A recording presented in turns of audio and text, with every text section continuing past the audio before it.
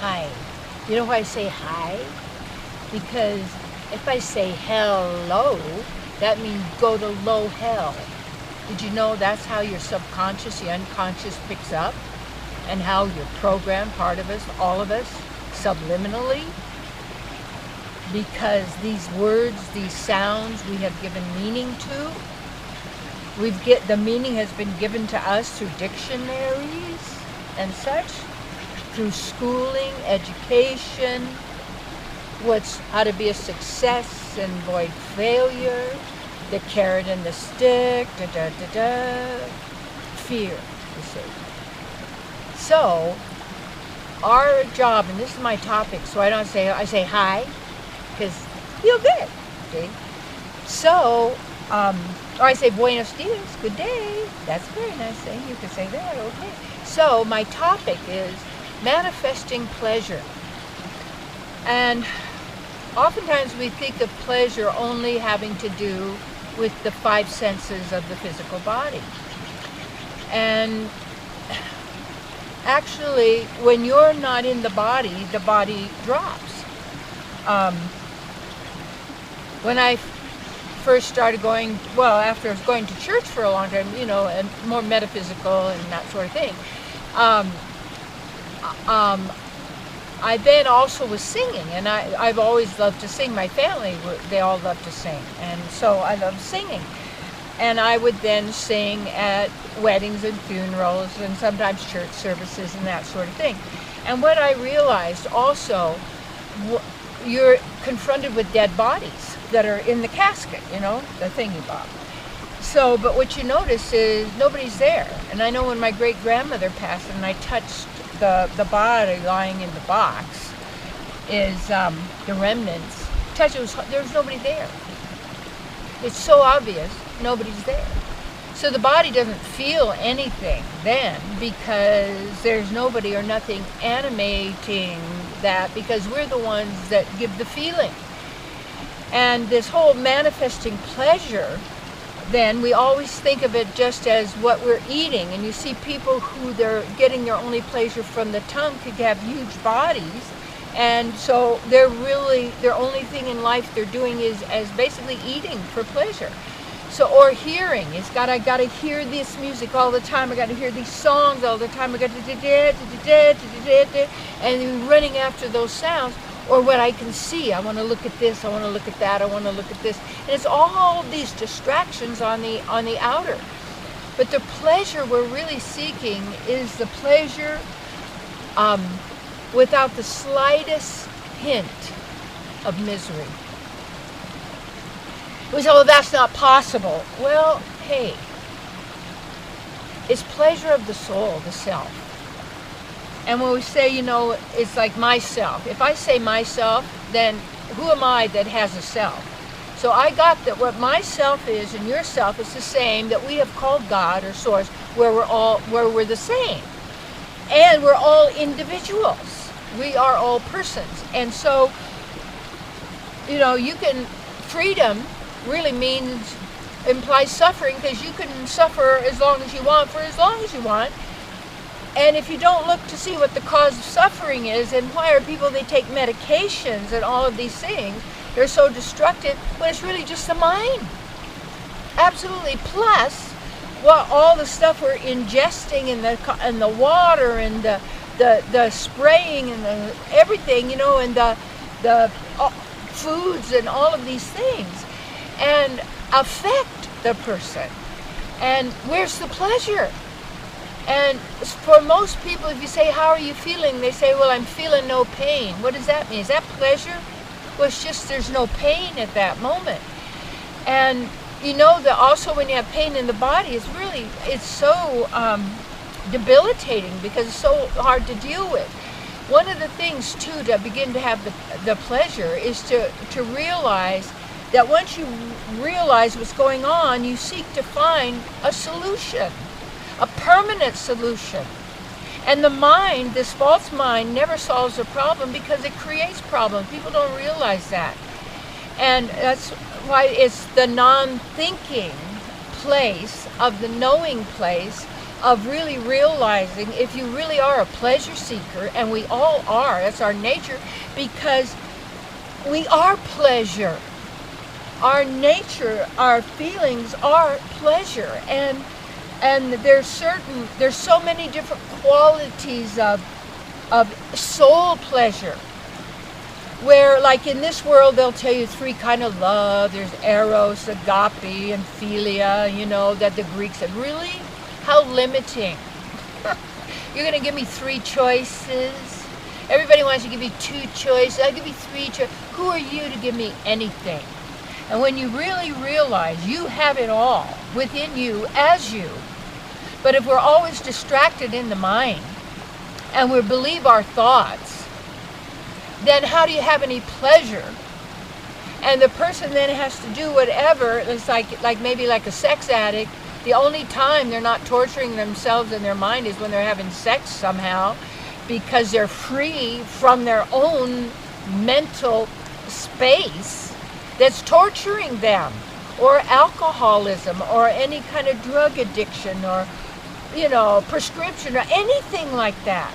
And we get addicted to these habits because we're trying to have pleasure without the slightest hint of misery. Misery is self-imposed, first of all, from all of our choices that we have made. But you got to get right now is the first moment of your eternity, because there's only now. You are now. And what we call the future is just our now, maybe being in another location of some kind around us, but it's still you.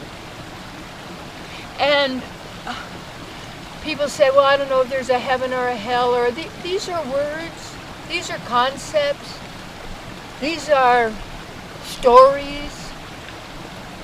It's all going on around here. This is limiting. And what we want, really, if you really do care about yourself and care about you, is self-honoring.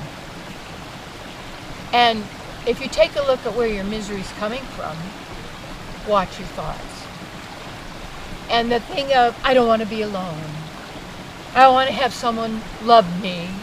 I want to have someone get who I really am. Well, you haven't. Really? You wouldn't even seek that if you knew who you were. And so we're the ones causing the pain. And yet we've caused it from ignorance. Layers. Every belief is another layer of ignorance. Every belief is another layer of ignorance. And when we're told things, ideas, concepts, realities, over and over, nobody challenges it anymore because they learned this and everybody knows it. But do you realize how many civilizations have been on this earth? In Vedic teaching, it says humans like us have been here for millions and millions of years. Could be even dinosaurs are made up. All kinds of things that we are told and taught. And yet all of these past realities, histories, you might say, herstories, civilizations, nature, and everything. We think this is it, and we're the most evolved we've ever been. We're devolved in consciousness by believing and living from ignorance. And the pleasure is in being yourself and loving yourself. Now the self, when I say I love the self, I'm not loving Terry. And Terry is not this is just a frequency or a sound that I answer to, but I'm not the name. Nobody is. This is all this ridiculous, to make you think you are a physical body. You're gonna die, and you were born, can't be alone, gotta get some fun while it lasts. You are the fun, you are the party going somewhere to happen. And it's the Vedic teaching, in a sense, of the eternity, and of all, and that even is limited by millions of years of what was going on and happening, because there's that which was before that that's been scrubbed. Just like they scrub now.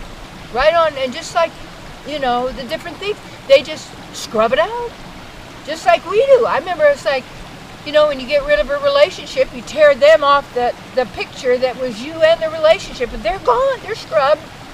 Never happened. Well, where is it all anyway?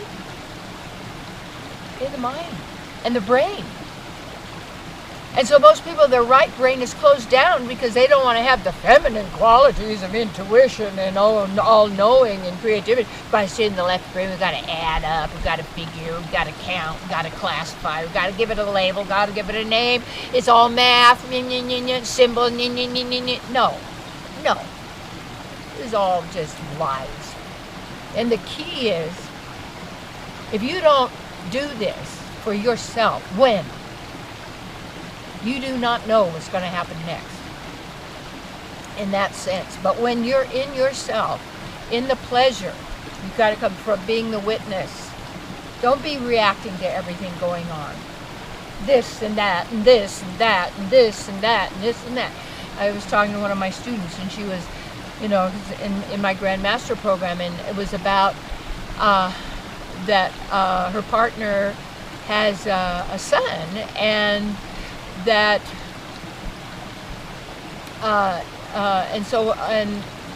but she doesn't like the way her partner is treating the son, in the sense of letting him get away with everything or giving him what they want and all that. And I said, well, first of all, it's not your business. Do you know how much our misery comes from being involved in what's not our business? Do you know how many people are jumping out, you gotta vote for this person, if you don't vote for this person, you're terrified? You are terrified? And even called atmosphere is atmost fear. So this whole thing of being involved in what's not our business, deciding how others should live, and then we're going to go conquer them, and we're going to go do this, and we're going to be all one religion, one mind, one government, one of this, and one of that, one people, one blob, one hive. Really? Not me. Not what I choose. That's no. See, pleasure is who you are.